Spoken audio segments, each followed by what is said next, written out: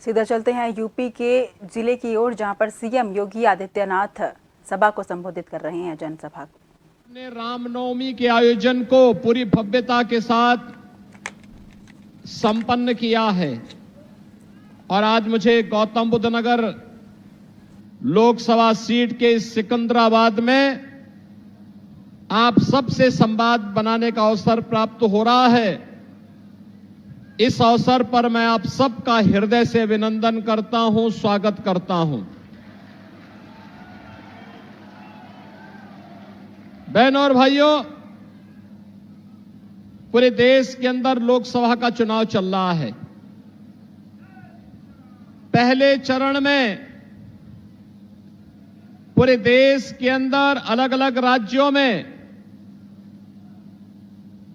कल मतदान होगा और दूसरे चरण में गौतम बुद्ध नगर कि इस लोकसभा की प्रतिष्ठित सीट पर भी मतदान करने का अवसर आप सबको प्राप्त होगा। बहनों और भाइयों, आप आज एक नए भारत में हैं। जो लोग 2014 के चुनाव के साक्षी हैं, वे लोग इस बात को जानते होंगे 2014 में कैसा भारत हमें प्राप्त हुआ था। उनका यह दायित्व बनता है कि वे अपनी वर्तमान पीढ़ी को बताएं भी, जो नवोदित मतदाता हैं उनको भी बताएं कि 2014 में एक ऐसा भारत था जिसमें परस्पर अविश्वास था, लोगों के मन में आक्रोश था, लोग इस बात के लिए आशंकित थे कि क्या होगा हमारे भारत का।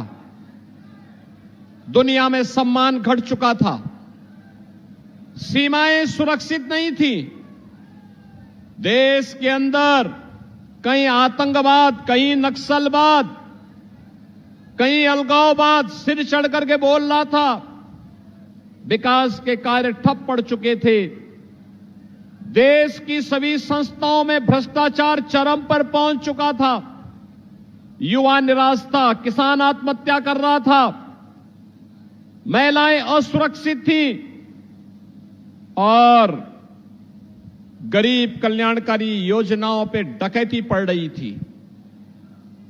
बहनों और भाइयों, हमने बदलते हुए भारत को देखा है। 10 वर्ष में दुनिया में सम्मान बढ़ा है,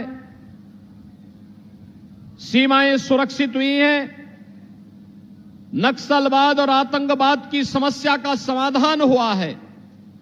हमारे भारतीय जनता पार्टी और भारतीय जनसंघ के समय से हमारे पदाधिकारी नारा लगाते थे कि जिस जहां हुए बलिदान मुखर्जी वह कश्मीर हमारा है।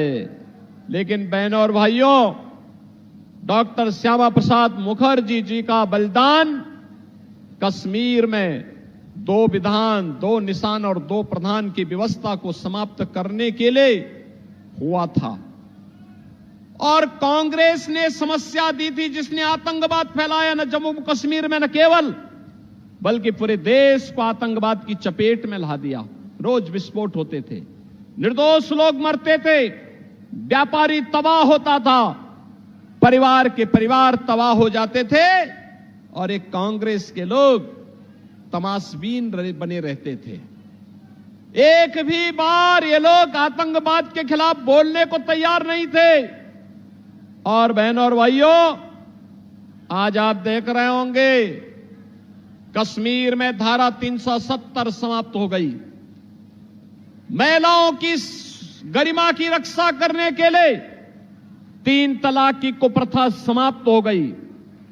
बहनों और भाइयों, इंफ्रास्ट्रक्चर कैसे होना चाहिए, ये सिकंदराबाद सबसे नजदीक है जेवर के, और जेवर में बन रहा अंतर्राष्ट्रीय एयरपोर्ट आपके सामने एक उदाहरण है।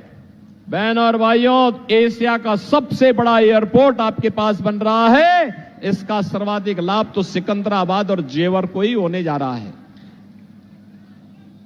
यही लोग सबसे ज्यादा लाभ भी लेंगे।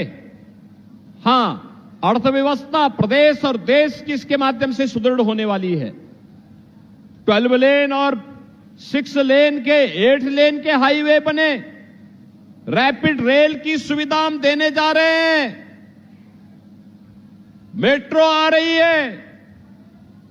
बहनों और भाइयों, रेल की कनेक्टिविटी, डेडिकेटेड फ्रेट कॉरिडोर का जंक्शन दादरी में हमारे विधायक बैठे हैं, इन्हीं की विधानसभा क्षेत्र में डॉक्टर महेश शर्मा जी के इसी क्षेत्र में इसका भी लॉजिस्टिक का सबसे बड़ा केंद्र, देश का सबसे बड़ा केंद्र बनने जा रहा है, जहां लाखों नौकरियां निकलने वाली हैं। बहनों और भाइयों, ये पहले दुनिया के अंदर इस प्रकार के इंफ्रास्ट्रक्चर के लिए जाना जाता था, लेकिन आज सौभाग्य से ऐसा इंफ्रास्ट्रक्चर आपके पास मौजूद है, या बनने जा रहा है या बन रहा है। और गरीब कल्याणकारी योजनाओं की तो कोई सानी ही नहीं। 80 करोड़ गरीब देश के अंदर पिछले 4 साल से मुफ्त में राशन की सुविधा का लाभ प्राप्त कर रहे हैं।